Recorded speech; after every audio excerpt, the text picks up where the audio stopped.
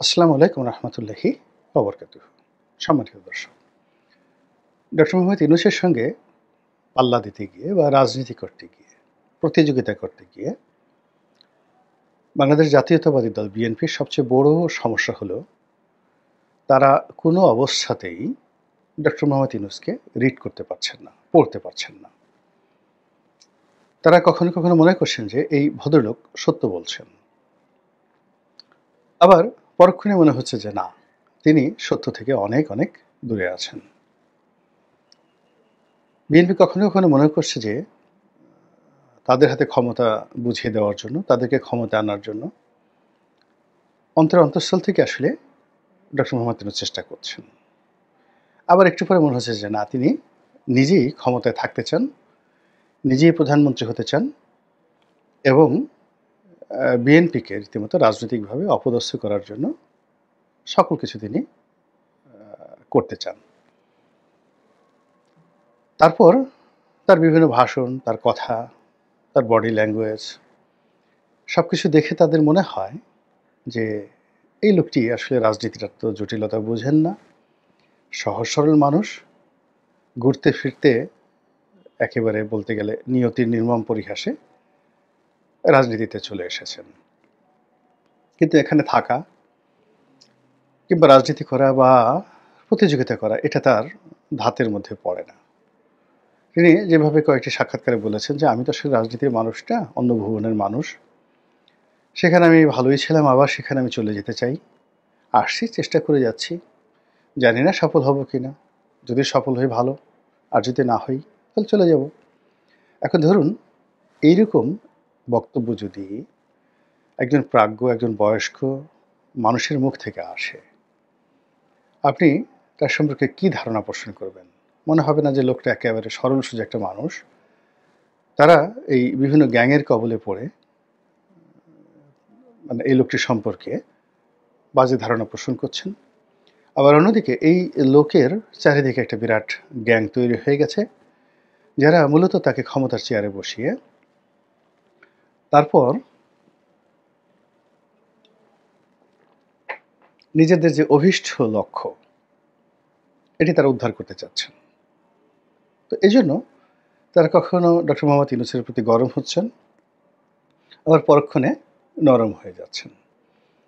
তো এই অবস্থায় আলটিমেটলি 10 মাস চলে গেছে।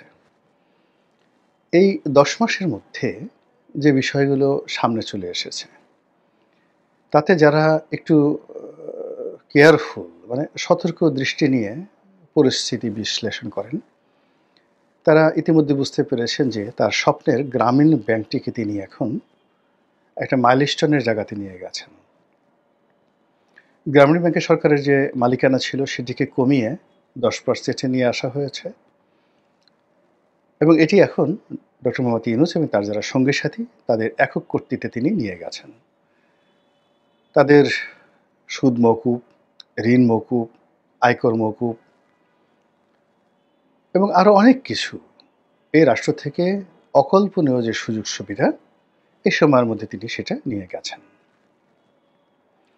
তার গ্রামীণ ফোনের সঙ্গে বিটিআরসির অনেক ঝামেলা ছিল। বিটিআরসি প্রায় 1200 কোটি টাকা বা 12,000 কোটি টাকা এরকম একটা দাবি শেখ হাসিনার জমানা থেকে তারা করে আসছিল। সে সকল দাবিনামা কুল্লু খালাস করে দেওয়া হয়েছে। এখন আর গ্রামীণ ফোনের সঙ্গে সরকারের কোনো সমস্যা নেই। এইবার যেটা হয়েছে সেটি হলো মানে 2023-22 সনের চাইতে গ্রামীণ ফোন কম মুনাফা করার সত্ত্বেও প্রায় 4,500 কোটি টাকা তারা তাদের শেয়ার হোল্ডারদেরকে ডিভিডেন্ড হিসেবে তারা দেবে বলে ঘোষণা দিয়েছে, অর্থাৎ 330%। অর্থাৎ 10 টাকার যদি কারো শেয়ার থাকে তাহলে সে লাভ হিসেবে গ্রামীণ ফোন থেকে সে টাকা পাবে 300 মানে প্রায় 34 টাকা, 330%। এখন এই যে 4,500 কোটি টাকা এই কারা পাবে? গ্রামীণ ফোনের যে আর্টিকেল অফ মেমোরান্ডাম সেখানে আপনি যদি মালিকানার কথা চিন্তা করেন, 10% শেয়ার হোল্ডার হলো এই সাধারণ আমজনতা, মানে যারা ওপেন ফ্লোর থেকে বা ওপেন ট্রেডিংয়ে বাজার থেকে শেয়ার কিনেন। আর 90% শেয়ার এটা হলো ডক্টর মোহাম্মদ ইউনূসের এবং গ্রামীণ ফোনের যে বিদেশি উদ্যোক্তা রয়েছেন টেলিনর তাদের। এখন এই যে ডক্টর মোহাম্মদ ইউনূসের গ্রামীণ টেলিকম, আবার গ্রামীণ টেলিকম হলো গ্রামীণ ফোনের মূল মালিক। আর গ্রামীণ টেলিকম হলো একটি অলাভজনক প্রতিষ্ঠান যার কোনো ট্যাক্স দিতে হবে না 2029 সন পর্যন্ত।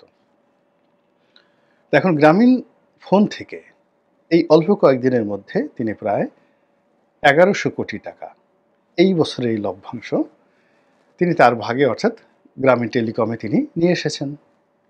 আর এই 1100 কোটি টাকার কোনো আয়কর দিতে হবে না এবং 2019 সন পর্যন্ত মানে 29 সন পর্যন্ত এভাবে চলতে থাকবে। আচ্ছা, এরকম অসংখ্য কর্ম তিনি একটা ম্যানপাওয়ারের লাইসেন্স নিয়েছেন মালয়েশিয়াতে। তার বন্ধু আনোয়ার ইব্রাহিম সাহেব এখন প্রধানমন্ত্রী রয়েছেন। আপনারা জানেন যে শেখ হাসিনার জমানাতে একটা সিন্ডিকেট ছিল। সেই সিন্ডিকেট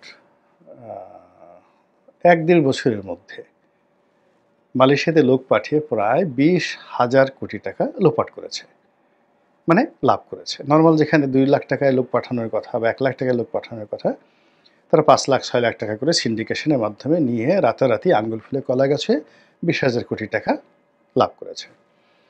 এখন যেহেতু ডক্টর মোহাম্মদ ইউনূসের বন্ধু সেখানে আছে, তিনি যদি মালয়েশিয়াতে 2 লাখ লোক পাঠাতে পারেন আর এক একজন লোকের মাথা পিছু যদি তিনি 3 লাখ টাকা করে লাভ করতে পারেন, তাহলে 2 লাখ লোক পাঠালে তার কত টাকা লাভ হবে। এবং এই কাজ করার জন্য তার একটা ম্যান পাওয়ার লাইসেন্স দরকার এবং সেটা তিনি নিয়েছেন। খুব আলোচনা হচ্ছে। এরপর তিনি জাপান গেলেন। জাপানের সঙ্গে আওয়ামী লীগ সরকারের এই অনেক আগের থেকে ভালো লেনাদেনা হচ্ছিল, কিন্তু সমস্যাটা হলো জাপানে যদি আপনার লোক পাঠাতে হয়, জাপানের ভাষাটা আপনাকে শিখে দিতে হবে। তো এই ভাষাটা খুবই কঠিন। বাংলাদেশে অনেকগুলো জাপানি ল্যাঙ্গুয়েজ লার্নিং সেন্টার আছে, কিন্তু ওখান থেকে মানে ম্যান পাওয়ার তৈরি করে বছরে 1000 লোক জাপানে পাঠাবে বিভিন্ন জায়গাতে, এরকম পরিস্থিতি নাই। কিন্তু ডক্টর মোহাম্মদ ইউনূসের যে জাদুকরী হাত, সেই জাদুকরী হাতের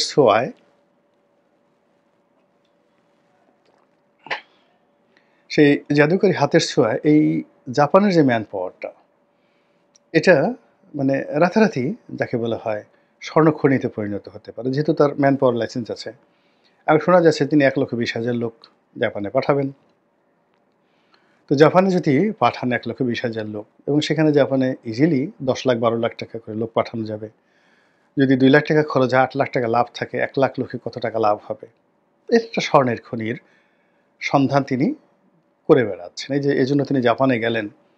এটা কোনো রাষ্ট্রীয় সফর ছিল না, এটা একান্তই তার একটা ব্যক্তিগত সফর। একটি প্রাইভেট কোম্পানি, প্রাইভেট প্রতিষ্ঠান তাকে দাওয়াত করেছে এবং সেই অনুষ্ঠানে বক্তৃতা দেওয়ার জন্য তিনি গেছেন। তিনি যে ইম্পেরিয়াল হোটেলে ছিলেন, যা কিছু করেছেন, আমি জাপানের রয়্যাল গেস্ট হিসেবে, রাষ্ট্রের অতিথি অর্থাৎ জাপান সরকারের অতিথি হিসেবে দীর্ঘদিন জাপানে ছিলাম। তো সেখানে রাষ্ট্রীয় প্রোটোকল বলতে কী বোঝায় ওটা আমি খুব ভালো করে জানি। তো সেরকম আমি দেখিনি সেখানে। তো তিনি সেখানে কেন গেছেন? মূলত তার যে ম্যান পাওয়ার ব্যবসা, তার যে 3-0 থিওরি এবং তার যে ইন্টারন্যাশনাল কানেক্টিভিটি রয়েছে সেই জিনিসগুলো করার জন্য। তার সঙ্গে সাবেক প্রধানমন্ত্রী এসে জাপানে দেখা করেছে। আমি যখন ছিলাম আমার সাথে অনেক মন্ত্রী, এমপি, প্রধানমন্ত্রী যারা সাবেক সবাই এসেছে। আমাকে সংবর্ধনা দিয়েছে। আমি একজন সাধারণ সংসদ সদস্য টোকিও শেরাটন হোটেলে। তো সেখানে অন্তত 300 ডিপ্লোম্যাট ছিলেন, সমস্ত দেশের রাষ্ট্রদূত, জাপান পার্লামেন্টের মন্ত্রী, এমপি, সিটিং মন্ত্রী, এমপি সবাই ছিলেন। তো তারা মানুষকে সম্মান করে, কিন্তু ওনার তো এই অনুষ্ঠানে এরকম কেউই ছিলেন না। তো যাই হোক, এনিওয়ে, তো উনি এই যে কাজগুলো তিনি করে যাচ্ছেন, এরকম অসংখ্য ঘটনা। যদি ডিপি ওয়ার্ল্ডকে তিনি এই পোর্টটা দিয়ে দেন, ডিপি ওয়ার্ল্ডের এজেন্ট কে হবেন বাংলাদেশে? তিনি যদি তুরস্ক থেকে ড্রোন আনেন, অস্ত্র আনেন, তাহলে সেটারও তো একটা কমিশন আছে, একটা পার্টি আছে। সরাসরি রাষ্ট্র এখানে যদি হয়ও, তবু এখানে দেয়ার আর ম্যানি থিংস, অনেক জিনিস রয়েছে এখানে।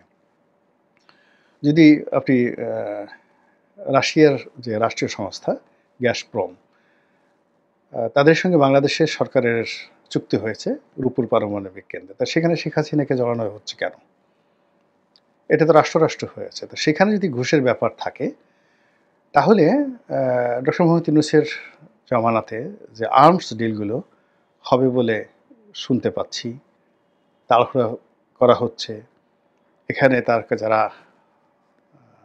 ম্যাজিক বয়, তারা বিশ্বের সব জায়গাতে ছুটে বেড়াচ্ছেন, বড় বড় আর্মস দেখছেন, বড় বড় ডিল করছেন এবং সেনাবাহিনীকে যাকে বলে অ্যাভয়েড করে।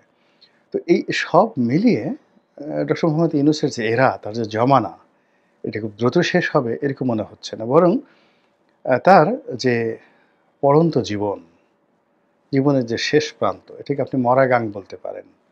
একটা মানুষ ৮০ বছর ক্রস করলে তার জীবনের যে প্রান্তিক, সেটিকে মরা গাং বলা হয়। কিন্তু উনি ওনার এই বয়সে মাহাথির মোহাম্মদকেও তিনি অতিক্রম করতে যাচ্ছেন। মাহাথির মোহাম্মদ দেখেন একেবারে শেষ বয়সে, এখন তার বয়স প্রায় ১০০ বছর। তো তিনি সেই ৯০ বছর বয়সে আবার প্রধানমন্ত্রী হলেন, তারপরে আবার এমপি পদে দাঁড়ালেন, আবার পরাজিত হলেন। কিন্তু এত কিছুর পরেও তিনি কিন্তু এই ডক্টর মোহাম্মদ ইউনূসের সঙ্গে দেখা মানে এই জাপানে ওই প্রাইভেট কোম্পানিতে গিয়েছিলেন। এর কারণ হলো তিনিও প্রচণ্ড অ্যাম্বিশাস। তার ছেলেকে প্রতিষ্ঠিত করতে হবে, পেট্রোলিয়াম ব্যবসা তার ছেলেকে দাঁড় করাতে হবে, নানা রকম। আমরা বাইরে থেকে তাকে অনেক বড় মনে করি, যেমন ডক্টর মোহাম্মদ ইউনূসকে দেশের বাইরে যারা লোকজন অনেক বড় মনে করে, কিন্তু মালয়েশিয়ার যারা লোকজন তারা ভালো জানেন যে সত্যিকার অর্থে মাহাথির মোহাম্মদ কী। নচেত যিনি একটি দেশকে উন্নয়নের চরম শিখরে পৌঁছে দিলেন, ২০ বছরের মতো একটি রাষ্ট্র চালালেন, তিনি একটা এমপি পদে, সংসদ সদস্য পদে কীভাবে জীবনের শেষ প্রান্তে এসে পরাজিত হলেন।